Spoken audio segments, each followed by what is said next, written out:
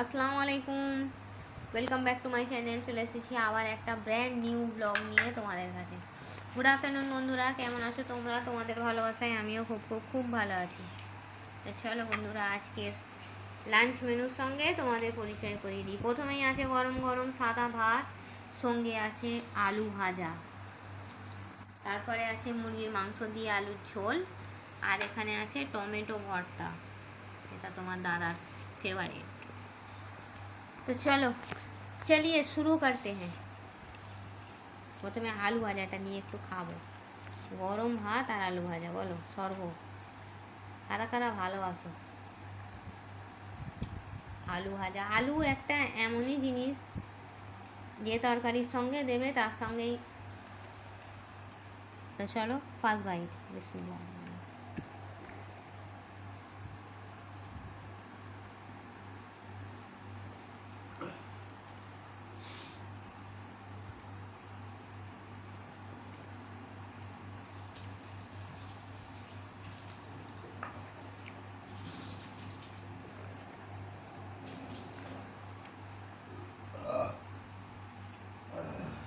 কালকের একটু ডাল ফ্রিজে আছে, কিন্তু ডালটা দিয়ে আর খেতে ইচ্ছা করবে না, আলু ভাজা দিয়েই খাবো।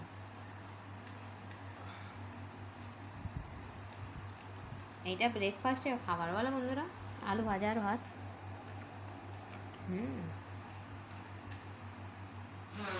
শুকনো লঙ্কাকে মিস করছি।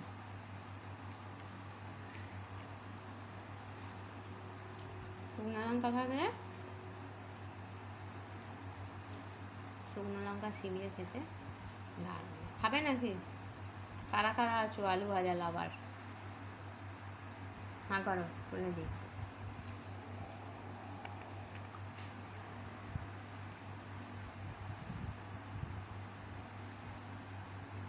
জানো বন্ধুরা, তোমাদের সঙ্গে একটা গল্প শেয়ার করি।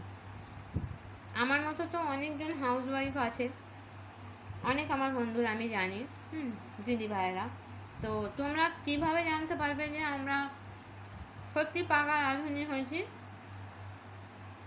তার একটা সিম্পল এক্সাম্পল আমি দিচ্ছি।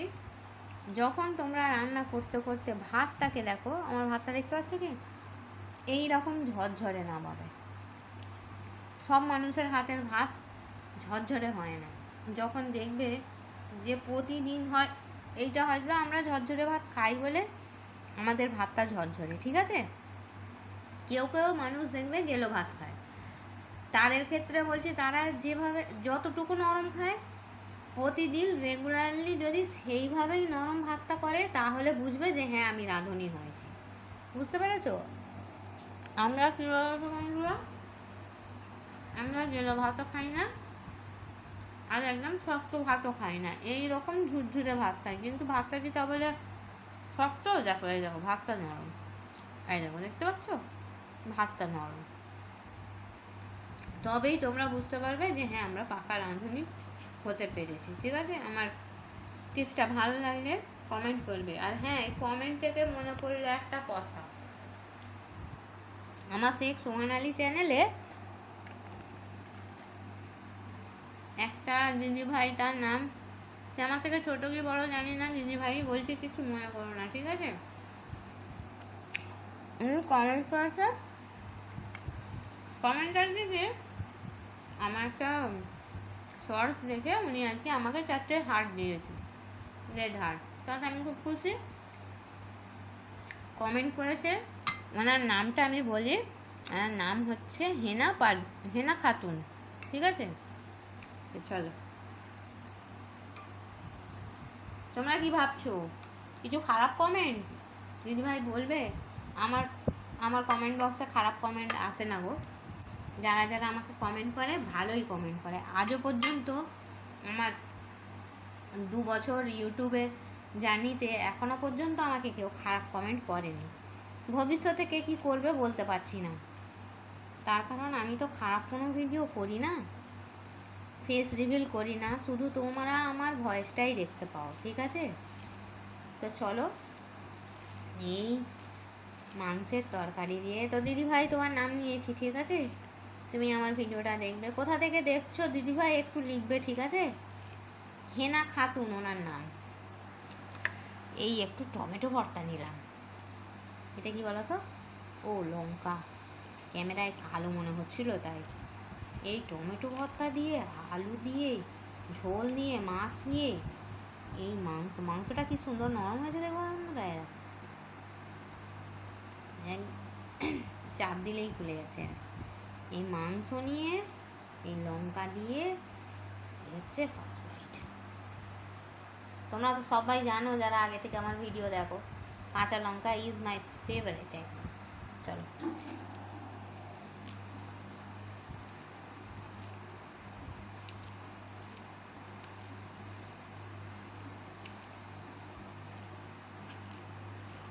কালকে মাসির বাড়ি গিয়েছিলাম, ওয়েদারটা এত স্বাদ দিয়েছে তোমাদের কি বলবো, খুব সুন্দর ওয়েদার ছিল।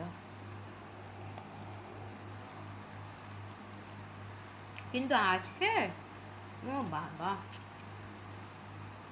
এই রোদ এই বৃষ্টি, এই রোদ এই বৃষ্টি।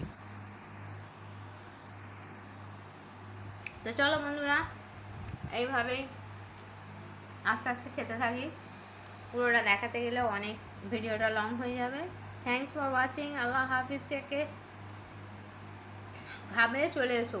আলু ভাজা, মাংস আলু, চিকেন আলু ঝোল, আর হচ্ছে টমেটো ভর্তা। ঠিক আছে বন্ধুরা, এই বলে আমার ছোট্ট মিনি ব্লগটা ছাড়ি। Thanks for watching. আল্লাহ হাফিজ।